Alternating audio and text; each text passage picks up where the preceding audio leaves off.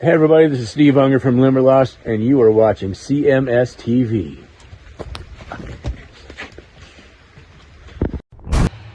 It's the mighty Van Halen right there with Atomic Punk and Little Dreamer. That one going up by request to Hardy Boy. Just before that, we heard some Stephen Pearcy in there from the Smash release with Shut Down Baby.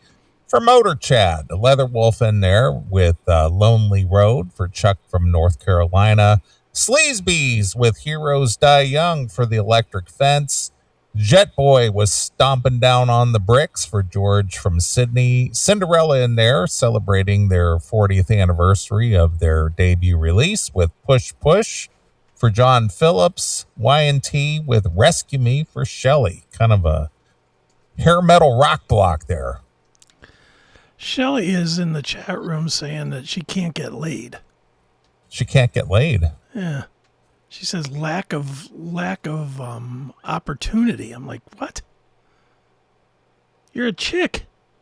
You can get laid any day of the week in just about any venue. Yeah. She can come visit me. I'll take care of that right away. So I'm saying, go to a bar. Go to any bar. You will find 43 stiff dicks looking for something to stick it into. There's always opportunity for women. Come on. Look at that pig that we were talking about earlier in the night. She's a high-paid whore. Yeah, she makes money. She makes money. She calls me skinny. And she loves the money, she says. She loves the money. Well, real quick before we get into, we're going to finally talk some music, I think. But yes, before we get into talking some music, on cue, there's 400 videos on Twitter of New York City being torn down. Oh, of course. You want to see one or two? Yeah, let's see. Let's see what these savage animals are doing. Well, here you go. Here they are, just destroying New York City. Of course. Look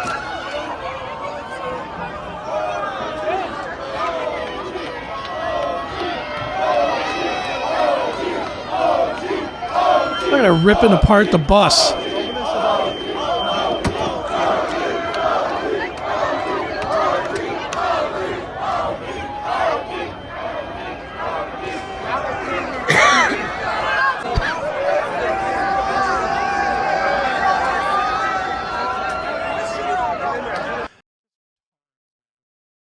You couldn't pay me enough to live in a big city like that. No way.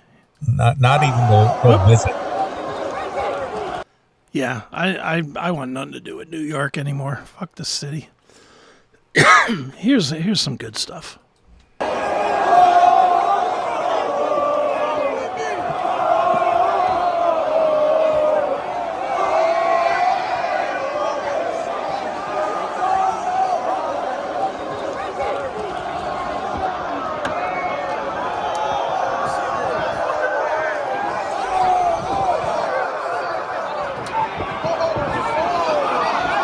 What are we counting on for death toll for this?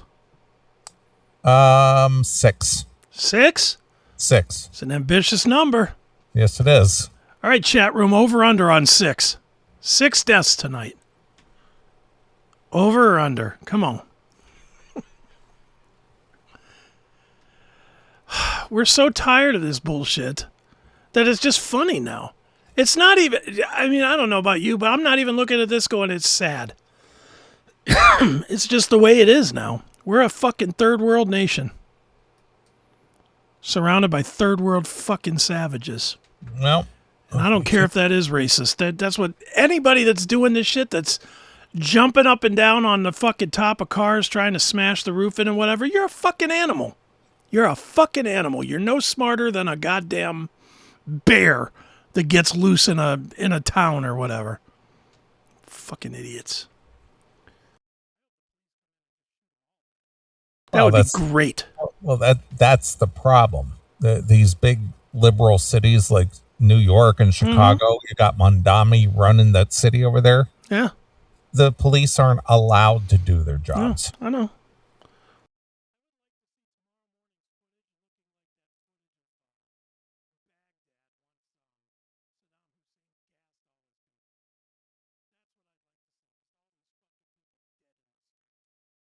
and the next 3 months having to drag carcasses into fucking body bags. Because these people are of no consequence to civilization. No, they serve no purpose. I'm all for rooting for your sports team. All for it. Go out, cheer, have fun. You know, sing the theme song. Do whatever you're going to do. You know, this is bullshit. Yeah. This is not... And the media lets this go. It says, oh, well, it's just a celebration. The people are overcome with happy. Shut up. They don't have to tear the place apart and destroy everything in their path. It's just an excuse to get away with being destructive. Yeah, to be an animal. That's it. First time you ever got laid, blowjob, whatever it was, were you pretty fucking happy after it? Yeah, I didn't tear the house apart though. Would you argue that it's maybe one of those top 10 happiest days of your life? Yeah, because it's it's a rite of passage. Yes. And it's like getting your driver's license for the and first yet you time. didn't kill the girl. Nope. You didn't say, thanks for that pussy. Now I'm going to strangle you. Now I'm going to stomp on your face. Your dumb basketball team that you don't play for, by the way, and you get nothing from other than entertainment, other than blind entertainment, the same as you would any other TV show, won a game. So what? Yeah, and that's exactly what it is. It's entertainment. Yeah. That's all it is. It's not your life. It's not your livelihood. 3 days from now, nobody will be talking about the Knicks anymore. I fucking hate society. I fucking hate it. Fucking assholes, man. I just fucking hate them. All right, enough about these fucking... That's been my word tonight. All right. Well, I sent you over a video earlier in the first segment. Let me find that. I gotta know what's going on here. There it is. I saw this too, and I was like, what the... What is happening here? Hold on. It's going crazy here. Yeah, I saw this too, and I was like, what happened? I'll let you set this up. Well, let me set this up. Go ahead.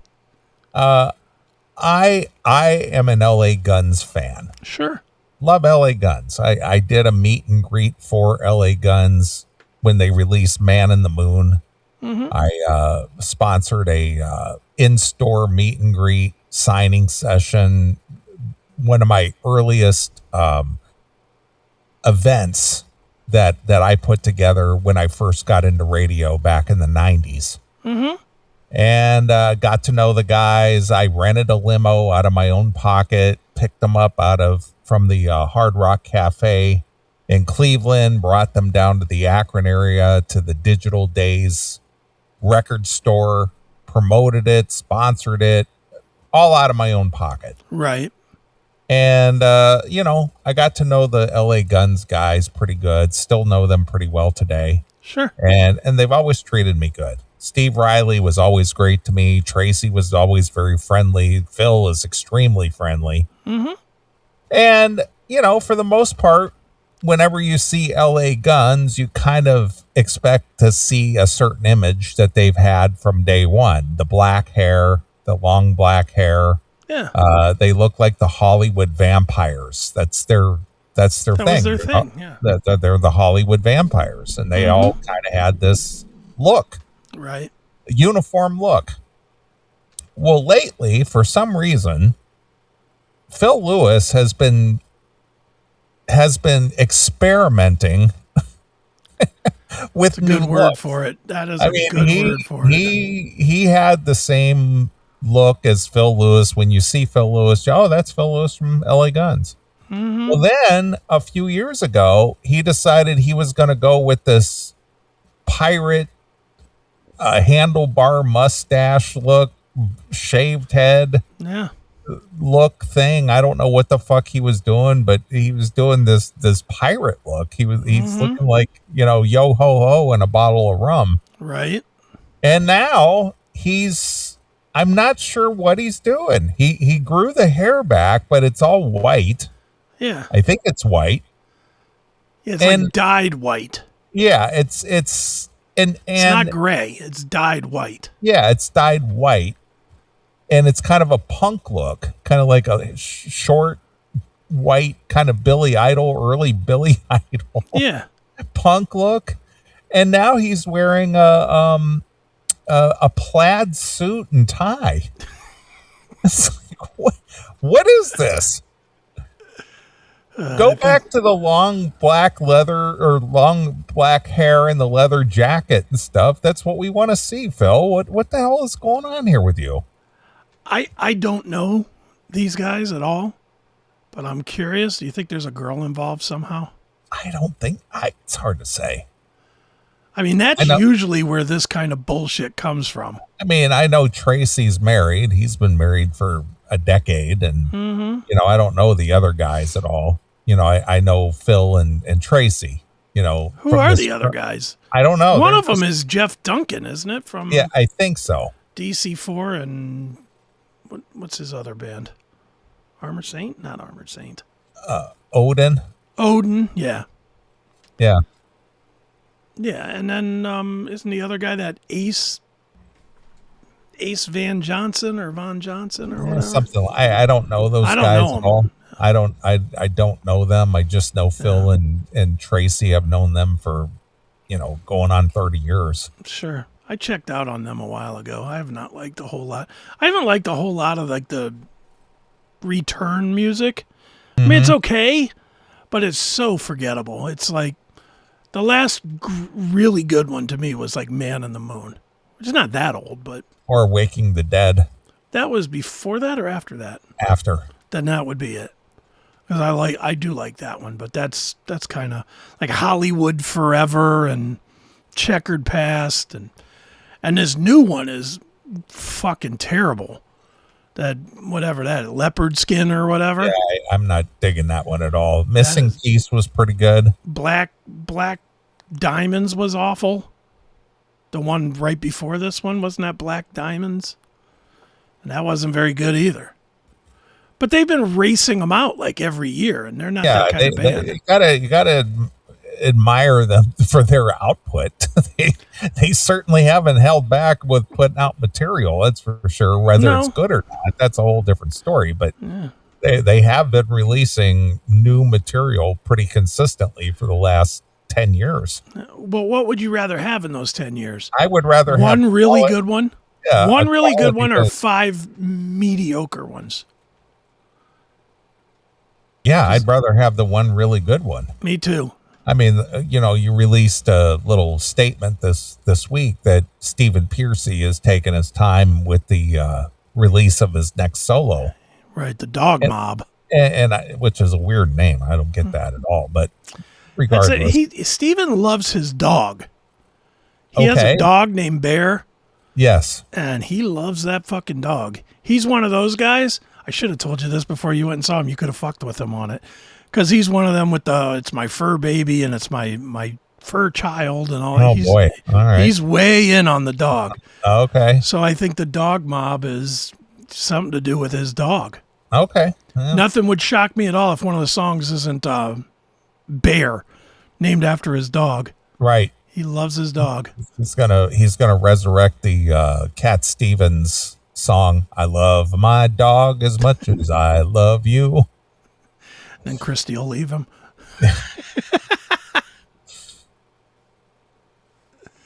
All right, you want me to play some of this? Well, anyway, so L.A. Guns is out there opening up for the Tom Kiefer Band, and I just stumbled across this video of some live L.A. Guns just from the other day, and I was just like, "Who the fuck is that?" And I looked, and it was I was just like, "Is that Phil?" It's too funny. It sure as shit. It was Phil, and he's wearing this plaid suit and a tie, and he's got this white hair, and it's like, what is this look? What is going on here? Yeah, no kidding. Was this one of the shows that the Red Rain guys played? I don't know, to be honest. This was just like 3 days ago. Well, they played a couple shows with them last week Okay. in like Virginia or somewhere. But Right. all right, well, let's take a look and see this new look of Phil Lewis. So here we go. I don't know what the song is or anything. Cannonball. All right, here we go.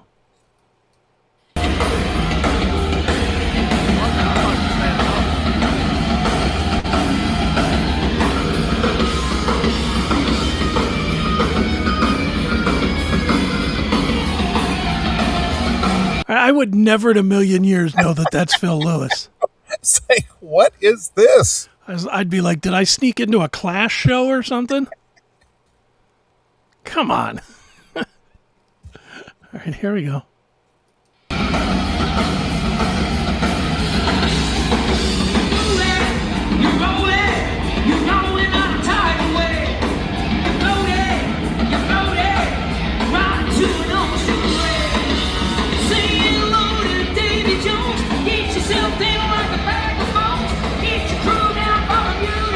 You know who he looks like?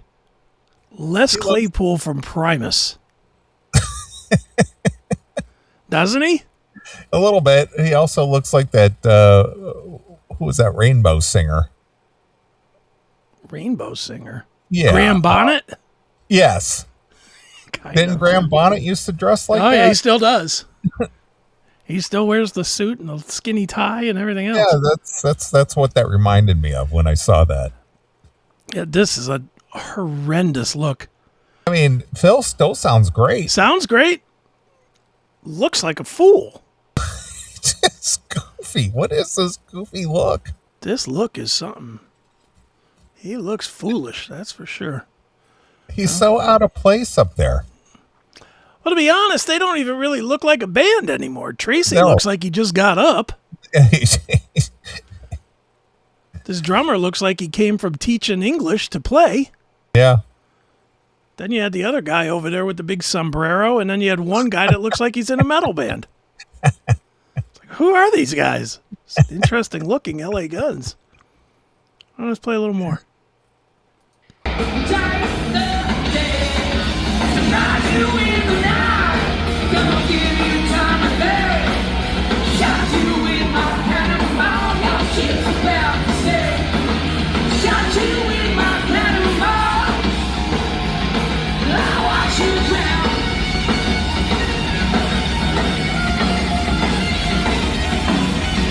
What is this dance he's doing?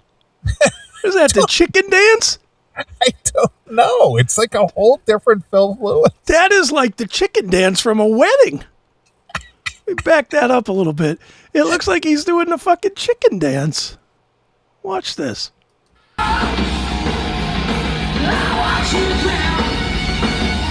Look at this.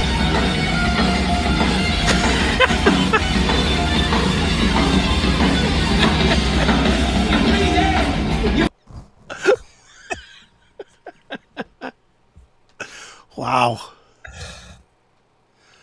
I'm going to give him this much credit. Considering what so many of the bands from that era are doing, they sound really pretty good. Yeah, they do. I mean, this sounds pretty good on some shitty phone. This probably sounded great live.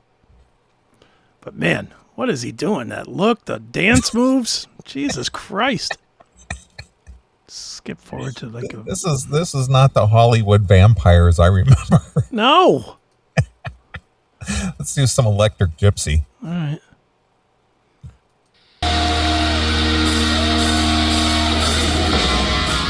We got any gypsies out there tonight?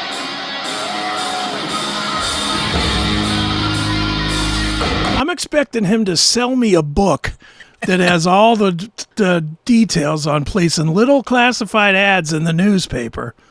Remember that guy? He's wearing the same suit. Yeah. Holy smokes. And what's up with Tracy's shoes? He's got the really high tops on, and he's got his short boy pants on. Yes.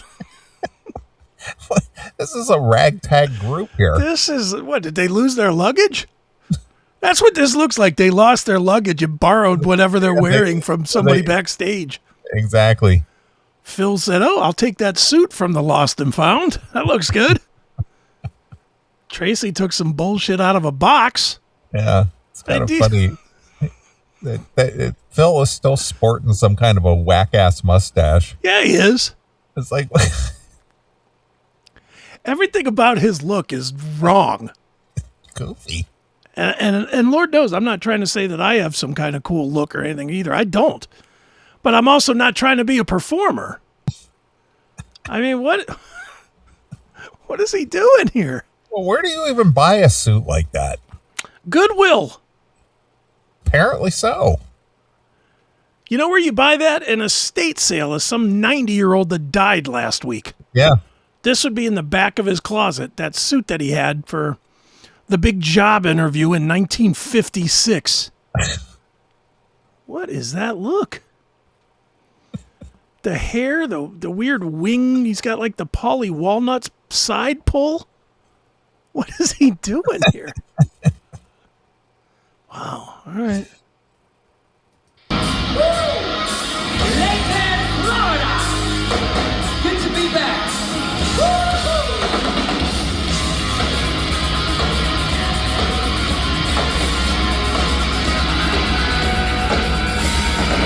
I need the highway round in my head. 1,000 miles around now, I'm getting there. This is not just to lose without choose. I don't need. Kind of looks like Steven Tyler if he shaved his hair and wore a suit. Doesn't he?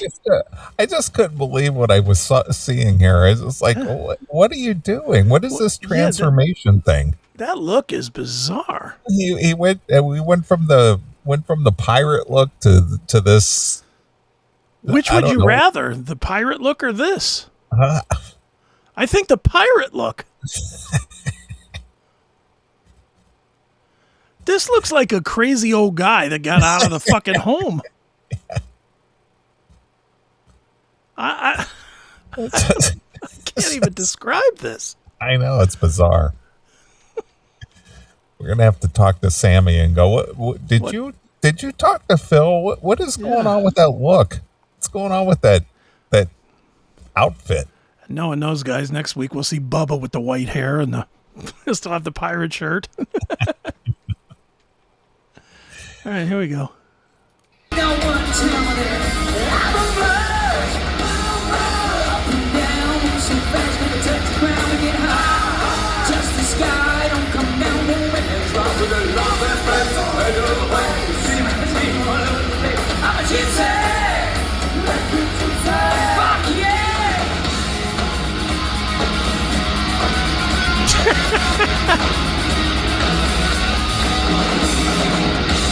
Now I wonder, did he do these same moves, but we overlooked it because he looked cooler?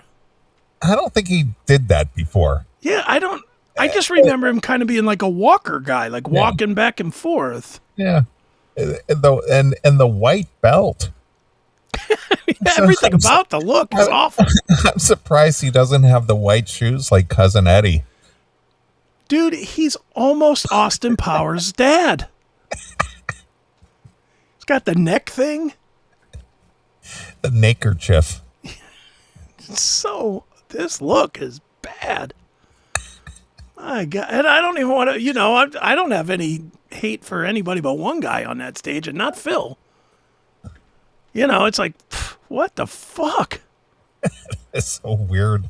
That's a weird thing he's doing there. Yeah, it is. Let's see. What else do we got here? I mean, if this was if they were playing like a Halloween bash or something, I'd go, okay. All right, it's a Halloween get up. He's supposed to be like some kind of a 70s businessman or something like that. Hey, car dealer, I got a deal for you. I got a Subaru that'll fit you. Exactly. All right, let's try some sex action here.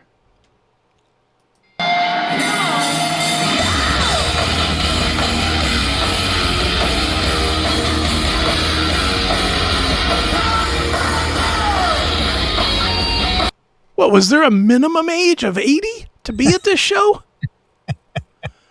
Again, I know we're getting older, but I got to go back. Look at these fucking people that are walking in. Crossing in front of the camera. Yeah. These people look like they're 90 years old. Yeah. Come on.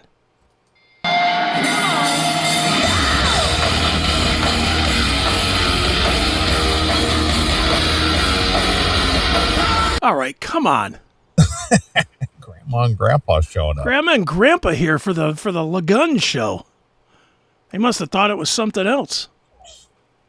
But even I'm gonna fast forward just a little bit. Look at all the people sitting down. This is Lakeland, Florida, so this is retirement village. Community. Yeah. Might have been playing a retirement home. Jesus. Maybe Phil dressed like that to make these people feel at home. He looks like their fucking activity coordinator or something. I'm going to turn this down a little bit. All right, look at the oldness. I know. Look at the entire crowd. Yeah, bunch of Q-tip heads. Except for this one girl over here. Bunch of people that have all given up and shaved it. I mean, there's a lot of them. Like 1, 2, 3, 4, 5. You know, there's a lot of guys in here that have given up, which fair enough. You know, I'm going to do that eventually someday myself. You know, but it's clearly a give up look. And average age at this show got to be 65, 70. My goodness. All right, here we go.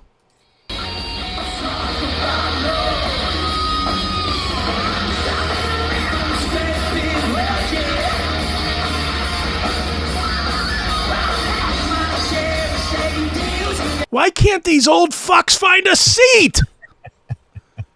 Do they got a dancer girl on stage? Yes. It's like, Phil, tell your daughter to get off the stage. Your granddaughter. Jesus Christ.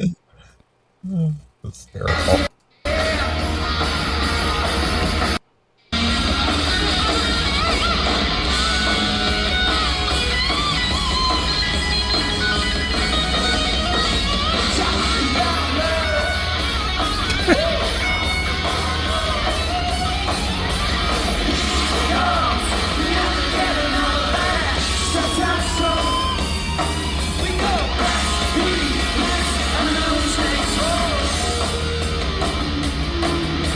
All right, is that somebody that somebody in the band is fucking, or is that hired local help? Could be hired local help. You don't think it's somebody that's in the band's chick? It's hard to tell. Who knows? Yeah. Could be Phil's caregiver.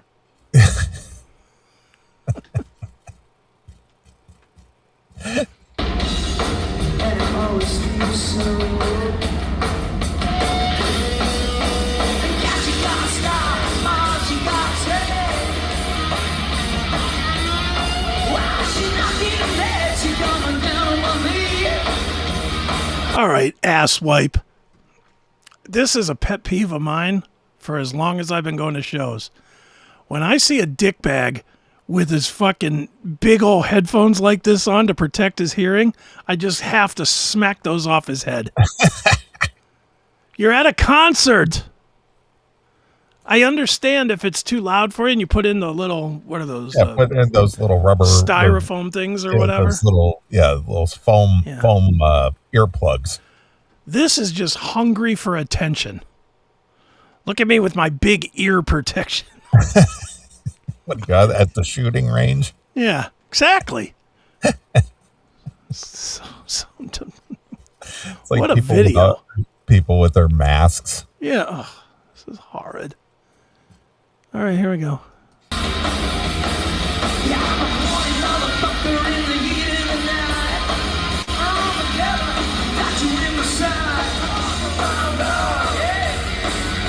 It's so weird listening to a guy sing about sex action that looks like every pedophile we've seen on TV.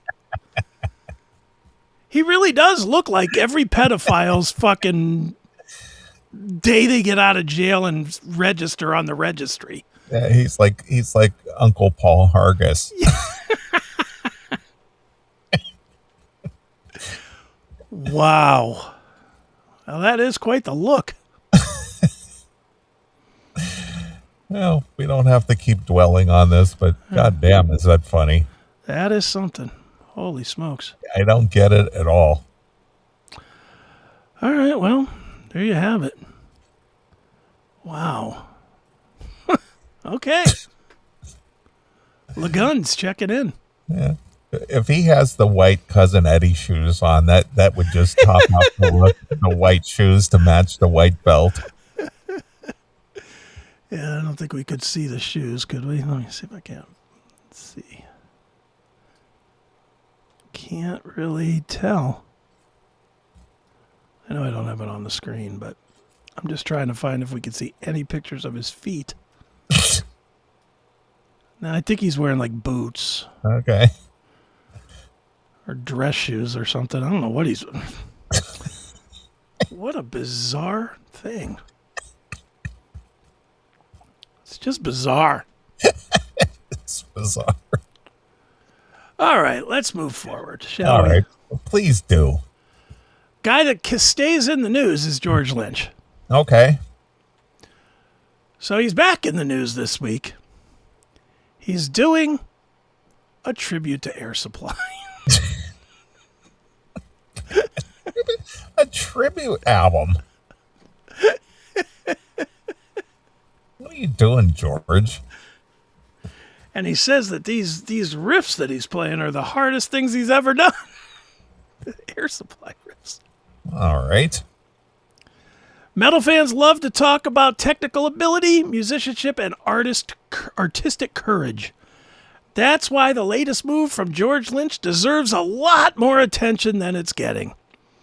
While many guitar heroes spend decades repeating the same formulas, Lynch just stepped completely outside his comfort zone by appearing on an upcoming tribute album dedicated to Air Supply. And according to him, it was one of the toughest recording experiences he's ever had. Now, do you believe that for 1 second? No. I don't either. What could be tough about Air Supply? Maybe it was tough because he was unfamiliar with the material. It's the only way it could be tough. Just because he had to learn it or something? See, I can't fathom what could be tough about Air Supply. Can you? Let me find some Air Supply. Because they're not really a guitar-driven band. No, not at all. I mean, they have some guitar, but they're not guitar-driven, and Not a at lot all. of their stuff is acoustic. Yeah, it's. Acoustic and keyboards. I think he's lying. This is just my take, but I think he might be telling a fib. Just to say that, just because he's participating in it, he's just kind of making it like it's a real. He can't play this easily? Really? I'm not buying it, George. I'm just not. Yeah, they're not a guitar driven band. It's just acoustic and keyboards for the most part. I mean, it's just insanity that he's. Some complicated guitar licks. Yeah. I wonder sometimes about him if he just and I don't know him very well. I mean, I've interviewed him a few times. I've met him twice. Once when me and him almost fought, as I'm sure you remember that. Yeah. At the World Series of Metal. But I mean, is he the kind of guy that just shoots off from the hip in the moment every time? Like doesn't think, like completely reactionary with everything he says? I think so. Do you think that could be why we get these crazy statements? Again, every time I see George, I don't know what George I'm going to get. Right. Sometimes he's like happy-go-lucky, glad to see you, George. And other times he just sort of kind of like he'll acknowledge you, but won't even talk to you. You know what I mean? It's very weird. He's very, very moody type guy. Very prone to mood swings. Mm-hmm.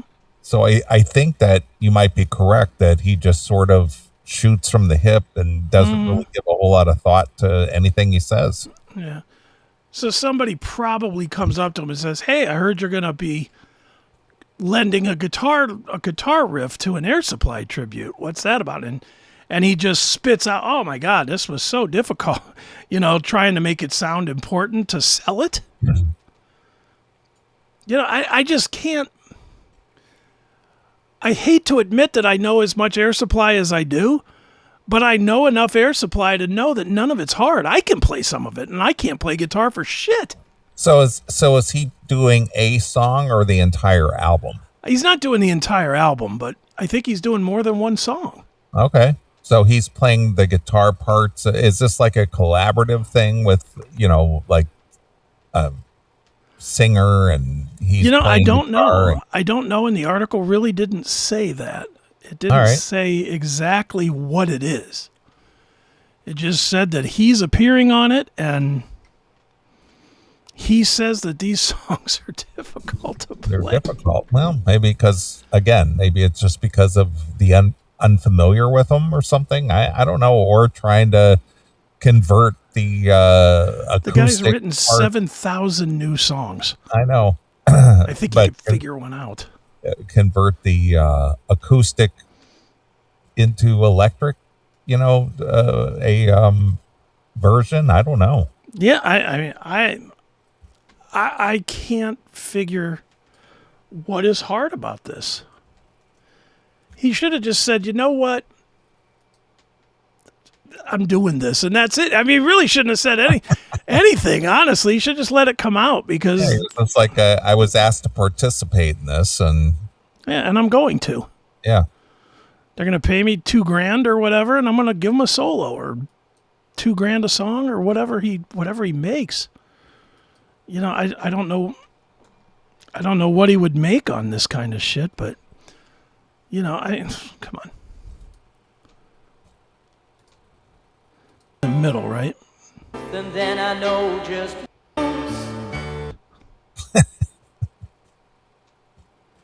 I'm not thinking this is hard. Yeah. You met these guys, right? Yeah. Yeah, you met these guys. Hang on, I'm going to go off camera just a second. All right. As Neely goes off camera, I will play some more Air Supply for you. That's like the biggest solo they have. Oh, there they are. Look at you. Let me put you on full screen here. Figure out how to do that. Here we go. Whoa, look at that. And then 6 months later, Johnny got booted out of the band. Yeah, so they signed a little photo for the CMS. That's cool. Yeah. Nice guys. Yeah, real nice guys. That I never can remember which guys which. One's Russell Graham and the other one's named one's Graham Russell. Russell, and then the other's Russell Hitchcock. Yeah. Well, Russell Hitchcock, the singer, he's a hardcore metal guy. Yeah, and he has he's all tatted up and stuff. He's completely tatted. He's got sleeves of tats and stuff, and he's like really into metal. Dude, there's a few of those guys that are out there that have made their money doing like soft rock, but they're really into metal. Like, you know who's really into metal? Edwin McCain. Yeah. Edwin McCain is like, first time I met him, I was wearing like a Skid Row t-shirt. And he was like, I fucking love Slave to the Grind. I just started talking about metal. And I was like, wait a minute, this is the I'll Be guy. What's he talking about metal for? But then I ended up talking probably for about 30 minutes with him about metal. It was funny. And he was all into like, I don't remember what, like Metallica and Slayer and heavy music. And I was like, dude, you sing with like Hootie and the Blowfish. Well, it's like you and your yacht rock, Yeah. You like your, if you were a performer, a musical performer, you like your Cannibal Corpse and your cattle decapitation and bullshit like that. Yeah, but I probably wouldn't make that. But at the same time, you like your yacht rock. Yeah, I would probably do what the Air Supply guys do. I'd listen to metal when I'm not on stage, and I'd sing the sappy songs to make my money. Exactly. Dude, I'm surprised, and we're just riffing at this point, but Are you surprised that Air Supply are not the juggernauts of yacht rock? I Well, really am. they don't have the elements of yacht rock though. As far as what? The tempo and the what do you want to call like they don't sound like Steely Dan, and they don't sound like Yeah. Michael McDonald, and they don't sound like True. They don't have the same elements. No, to they the don't, music. I guess. But I mean, you could play them in any playlist with yacht rock and they fit right in. I'm just surprised that dude, I don't know about you. I mean, maybe it was just my house. And this is so weird because as much as I've talked about my mom and her love of hard rock and whatever, one of her favorite bands of all time was Air Supply. And we played that all the time. I couldn't stand Air Supply. Oh, I stand them. But it was one of those that both her and my dad shared. And I mean, we had an 8-track player in the living room. We had an 8-track player in my dad's car. And that was one of like 2 8-tracks that would go from the car back into the house and then get played. My mom would be listening to, I'm all out of love. I'm so lost without you. And I mean, she played the fuck out of that record. The greatest hits record. Mm-hmm. That's why I know all these songs. I'm not even really a fan, but I'll be damned if I didn't know all these songs because it was beaten into my head. Yeah, the ex-wife was all into the Air Supply. It's just like, can't take it. I like the Air Supply as a chick band. Like, that was such a good move. Like, I didn't love the music, but it was such a good move to have that shit on tape when I was like a junior in high school. Yeah. Get a girl to come to my car and smoke a little weed and play some Air Supply. Oh, the balls were getting licked that night. There was no doubt about that. 1982, 3, because that's when they were huge too. Yeah, I know. That's when I was working at the record store, and I was able to, pick up the latest Air Supply cassette for the soon, the what would become my wife. Right. With my employee discount, I was able to bring her the latest cassette, and I was just like, you're like, here you go. As much as I hated it, it's just like, well, this is what you like, so here you are. Here you go. Now, do your job to earn it. That's really what they were. Air Supply, for as soft rock as they were, was there a more sex band than them? Every song was getting the panties moist. I cannot imagine the smell coming out of an Air Supply show. I have to imagine it smells like a fish market on the way out. Don't you think? I guess. I mean, well, you've been there, did it? Did it smell like a fucking fish market? I mean, I went to see them, and the only reason I went is because Johnny because I was telling him I couldn't stand him. Yeah, I remember and that. He goes, you got to come out. I'm going to prove you wrong. I'm going to prove you that you're going to be a fan. And still not a fan. I mean, it was cool meeting them because they are kind of legendary in a way. Sure. And it was cool meeting them face to face and having them sign this thing for me and all that other stuff. And it was cool meeting them, but not a fan. Yeah, Still not a fan. I mean, I just know though, at the time, they were like the next Bee Gees almost. Yeah, pretty much. Yeah, in the same category. When the Bee Gees fell apart or died off or whatever happened to them, then came Air Supply, and Air Supply was just massive. And again, maybe they weren't. Were they massive or not? They seemed it to me. They were huge. They started breaking in the late 70s and crossed over into the 80s. Mm-hmm. I think their run was like 78 to 80. I want to say 85. Okay. So they had about a 8-year run there where they were top of the charts. Mm-hmm.